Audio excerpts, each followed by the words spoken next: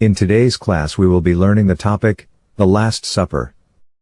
Jesus also celebrated Passover with his disciples. He sent Peter and John to go and prepare the Passover.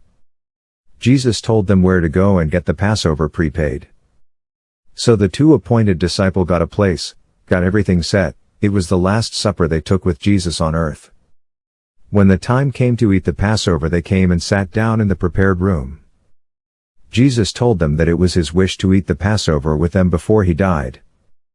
As they were eating, he took bread and thanked God, then broke it and gave it to his disciples. He told them that the blood was representing his body and gave them. He told them to always do it in remembrance of him.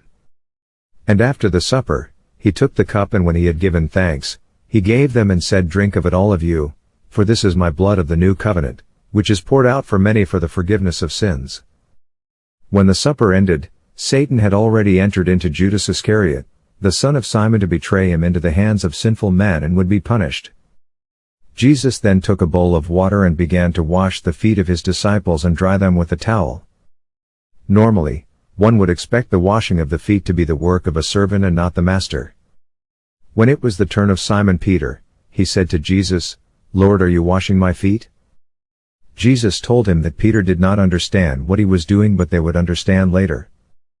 Jesus had set down the good example of humility. If Jesus himself could wash the feet of the disciples, no reason why they should not wash each other's feet. And after the supper, they sang hymns and then left for the Mount of Olives to spend the night. Thanks for watching. See you in the next video.